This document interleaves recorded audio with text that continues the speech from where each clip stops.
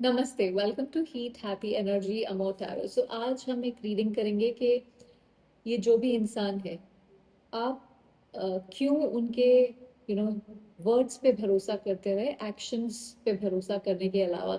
इस रीडिंग में समझने की कोशिश करेंगे कि अम, क्यों बातें आपको बेसिकली एक्शन से ज़्यादा कन्विंसिंग कन्विंसिंग लगने लगी, आपके इमोशनल पैटर्न्स के बारे में क्या बता सकते हैं ये कार्ड्स, उसके बारे में देखेंगे। तो पहले शुरू करें, आपकी एनर्जी इस कनेक्शन में इस समय क्या है। King of cups, eight of cups, transformation, overall energy है प्रिंस ऑफ पेंटिकल्स। देखिए, आप इमोशनली इस समय काफी बैलेंस्ड जगह पे हैं। हो सकता है इमोशंस अभी भी हैं, ऐसा नहीं है कि इमोशंस नहीं है, कभी कभी आप उन इमोशंस को लेके बैठते हैं, उनके बारे में सोचते हैं, पर मतलब उथल पुथल नहीं है यहाँ पे। आप फील कर रहे हैं लेकिन उन इमोशंस के कंट्रोल में है, आप उन्हें जैसे समझ पा रहे हैं और प्रोसेस कर पा रहे हैं।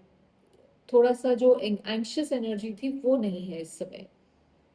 अपनी इमोशनल जैसे डेप्थ को लूज नहीं कर रहे हैं इस समय। तो आप इमोशनली अवेलेबल हैं पर इमोशनली अनस्टेबल नहीं है। आपका दिल अभी भी सॉफ्ट है लेकिन आपकी डिग्निटी कहीं ना कहीं इंटैक्ट है, और ये बहुत स्ट्रांग इमोशनल पोजीशन है इस समय होने के लिए।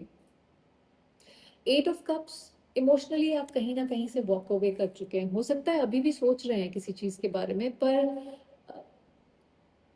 यू नो कहीं कुछ डिस्कनेक्ट है यहाँ पे। जो भी चीज आपके लिए वर्कआउट नहीं कर रही थी, वहां से आप कहीं दूर चले जा रहे हैं। अम, आपका दिल कहीं ना कहीं समझ चुका है कि इस कनेक्शन में कुछ मिसिंग है यहाँ पे, जो सिर्फ बातों से कभी फिल नहीं हो पाएगा। ये वॉकिंग अवे जैसे गुस्से में नहीं है, बल्कि जब आप एग्जॉस्ट हो गए हैं, आप अपनी सेल्फ रिस्पेक्ट को आगे रख रहे हैं, वहां से ये डिसीजन आया है। सो गिव अप नहीं किया है आपने, खुद को चूज किया है यहाँ पे।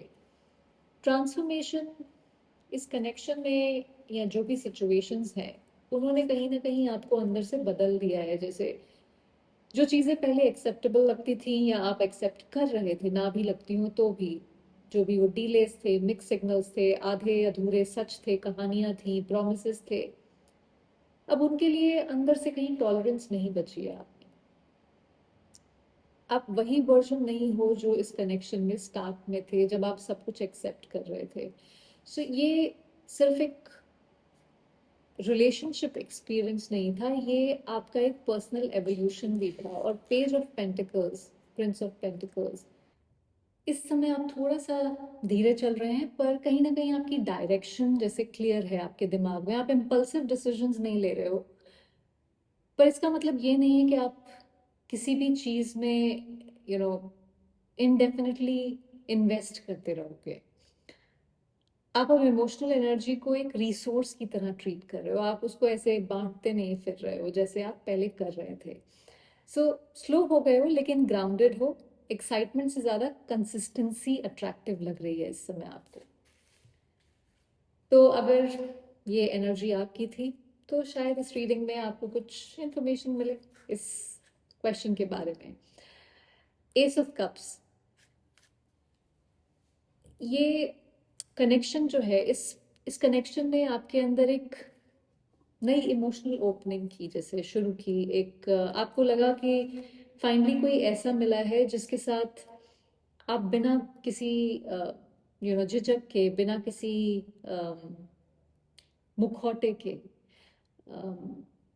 फील कर सकते हो, बिना खुद को प्रोटेक्ट किए वल्नरेबल हो सकते हो।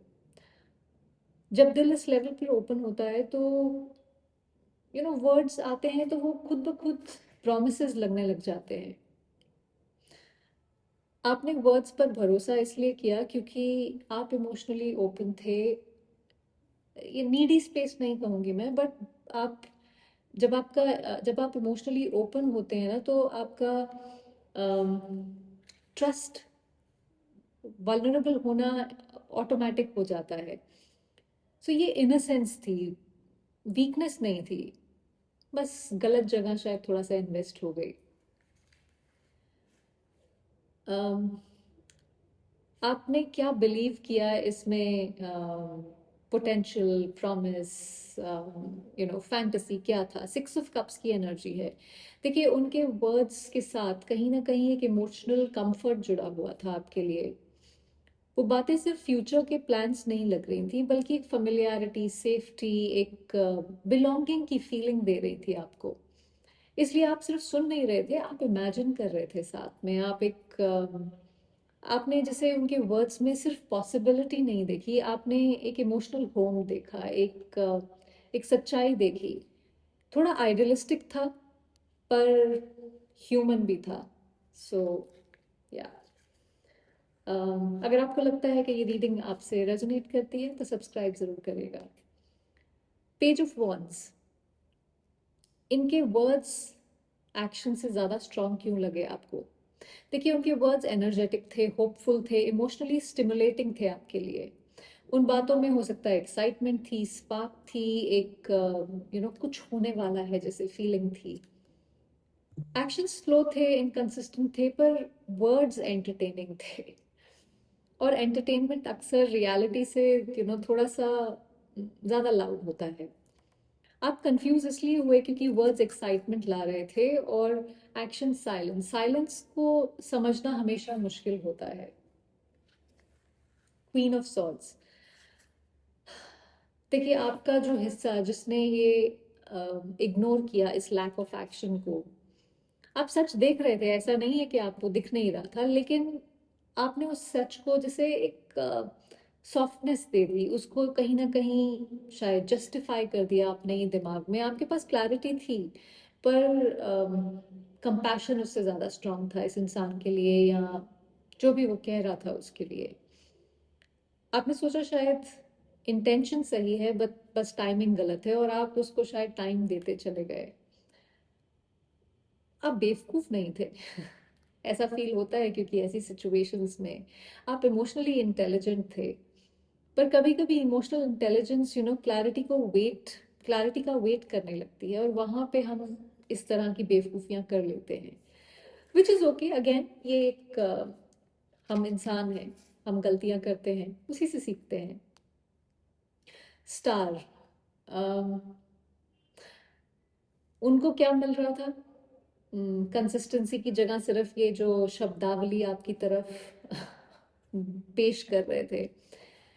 देखिए उन्हें आपके थ्रू एक होप और वैलिडेशन मिल रही थी किसी तरह की। वर्ड्स बोलकर वो कनेक्टेड फील कर पा रहे थे आपसे, बिना अपनी लाइफ में रियल चेंजेस कोई भी लाए हुए। आप उनके लिए एक इमोशनल कंफर्ट जोन बन गए थे जैसे, और उनके लिए ये कनेक्शन सूदिंग था, आपके लिए कंज्यूमिंग था। यही इम्बैलेंस क्रिएट हुआ है। 3 ऑफ सॉर्ड्स, इस कनेक्शन ने आपको ट्रस्ट के बारे में पता है क्या सिखाया है? अम, कि ट्रस्ट सिर्फ बिलीव करना नहीं होता है। ट्रस्ट का मतलब होता है ऑब्जर्व करना, पैटर्न्स देखना, और अनकंफर्टेबल ट्रूथ्स को भी एक्सेप्ट करना। कहीं ना कहीं पेन यहाँ पनिशमेंट नहीं था, पेन इंफॉर्मेशन था, ताकि आप समझ सके कि यहाँ क्या हो रहा है, और आपकी आंखें थोड़ी सी खुल जाए। सो ये हार्ट ब्रेक सिर्फ हर्ट नहीं है, ये एक इमोशनल एजुकेशन था। आप जरा क्लासरूम में थे यहाँ पे। 7 ऑफ सॉर्ड्स, एक पैटर्न। देखिए पास्ट में भी शायद आपने बेनिफिट ऑफ डाउट दिया है लोगों को। जहाँ रेड फ्लैग्स थे वहां पे आपको लगा ये तो मतलब कार्निवल चल रहा है, यहाँ तो फटाफट भाग के जाना है। तो हर रेड फ्लैग कार्निवल नहीं होता है, ये समझने की जरूरत है यहाँ पे। तो इन रेड फ्लैग्स को शायद या मे बी कह के आपने पास कर दिया। इस बार पैटर्न रिपीट हुआ क्योंकि लेसन रेडी था। ये पहली बार नहीं था शायद, यू नो लास्ट टाइम था, लेकिन क्योंकि आपने काफी चोट खाई है यहाँ पे। 9 ऑफ सॉर्ड्स, देखिए जो सच्चाई होती है ना वो पहले डिस्टर्ब करती है, एंग्जाइटी देती है, ओवर थिंकिंग लेके आती है। रात को इंसान कई बार सो नहीं पाता है, सेल्फ क्वेश्चनिंग होती है। पर ये एंग्जाइटी परमानेंट नहीं होती। सच पहले अनईजी होता है, पर वही इवेंचुअली फ्रीडम देता है। तो जब आप इस सच को रियलाइज कर लेंगे तो इमोशनली एक फ्रीडम फील करेंगे आप। पेज ऑफ कप्स, देखिए ये जो लेसन था, इसने कहीं ना कहीं एक चेंज ये लेके आया है आपके लिए, आपके फ्यूचर रिलेशनशिप्स के लिए। आप इमोशनली क्लोज नहीं हुए हैं। इमोशनली पेज ऑफ कप्स की एनर्जी एक ओपन ब्यूटीफुल एनर्जी होती है। आप थोड़ा सा वाइज हो गए हैं, थोड़ा सा समझदार हो गए हैं यहाँ पे। आप फील करेंगे, पर आप ब्लाइंडली फील नहीं करेंगे। आपकी आंखें खुल गई हैं, जैसे कि मैंने पहले भी कहा था। तो आपका दिल सॉफ्ट है, पर आप सेल्फ अवेयर भी है कहीं ना कहीं। देखिए रीडिंग, सो यहाँ पे यू नो कभी कभी टैरो से ज्यादा एक गाने के बोल सच कह देते हैं। और इस पूरी कहानी का सच एक एक गाना है।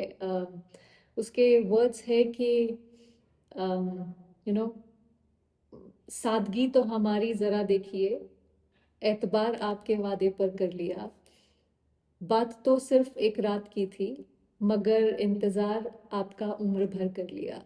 पर आपको उम्र भर इंतजार करने की जरूरत नहीं है इस इंसान की। देखिए प्यार करना गलत नहीं था, एतबार करना गलत नहीं था, लेकिन ये समझना जरूरी है कि वो इंसान जो बातें तो अच्छी अच्छी मीठी मीठी करता था, वादे तो बहुत सारे किए, उन बातों के साथ वो खड़ा रह पाए, वो जरूरी नहीं है। सो इस रीडिंग को एक पॉज समझिए, पनिशमेंट नहीं। और इस पॉज में क्लैरिटी को चूज करिए। आपको ज़्यादा स्ट्रांग होने की ज़रूरत नहीं है, आपको ज़्यादा क्लियर होने की ज़रूरत है यहाँ पे। और क्लैरिटी हमेशा सेल्फ रिस्पेक्ट के साथ आती है। तो बहुत इंतज़ार कर लिया, ज़्यादा इंतज़ार करने की ज़रूरत नहीं है। और जो इंसान अपने वादों पे के साथ खड़ा नहीं हो सकता, उसको बेनिफिट ऑफ डाउट या उसका इंतज़ार करने का क्या फ़ायदा। तो इस लेसन को अपनी ज़िंदगी में इंटीग्रेट करिए और आगे बढ़िए। आई होप इससे आपको कुछ क्लैरिटी मिली हो। Thank you for watching.